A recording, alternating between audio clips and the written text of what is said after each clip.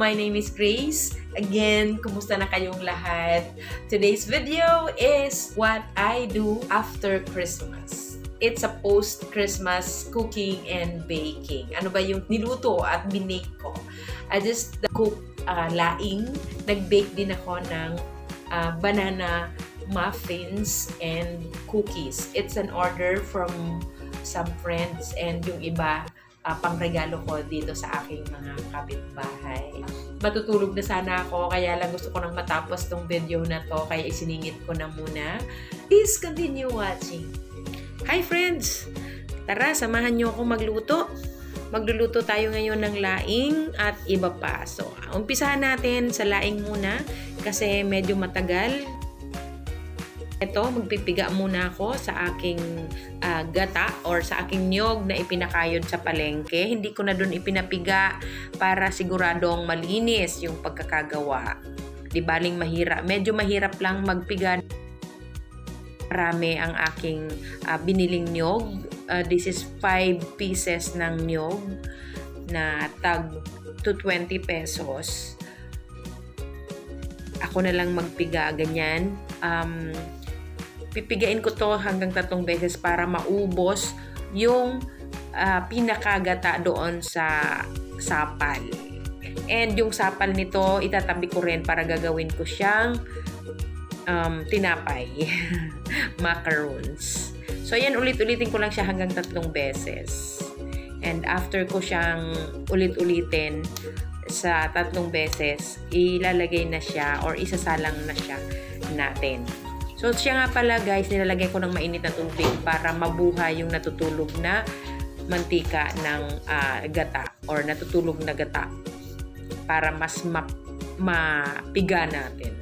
And next, habang nakasalang yung aking ilalaing panglaing na gata, magbabalat naman ako ngayon ng overripe na lakatan na binili ko rin sa palengke worth 20 pesos. Gagawin ko rin siyang banana muffins. So, habang nagpapakulo tayo ng gata na iginawa natin, habang nakasalang, eto na, gawin natin yung pagbabalat. And after nating magbalat, dire-diretso lang kung ano yung ating mga ginagawa.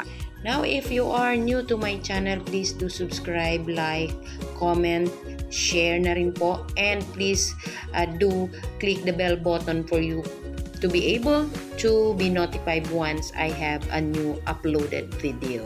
Thanks so much for those who have already supported me. Balik lang tayo sa ating multitasking na pagluluto. Ayan, haluin lang yung ating gulay at takpan ulit. Trust me guys, masarap yan. Walang sahog-sahog yan, walang liempo-liempo yan. Simpleng gata lang yan pero masarap.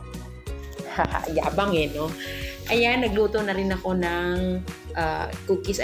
Naluto ko na rin ang aking cookies. And preparing for my banana muffins. Sala muna ng ating flour. And syempre, kailangan nating galingan.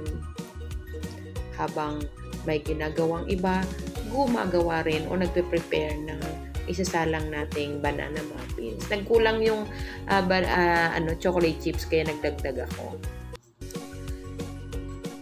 Halo lang.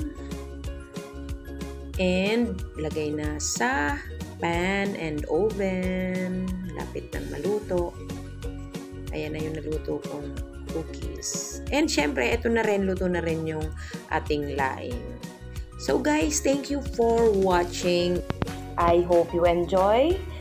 And I'll see you on my next video. Bye!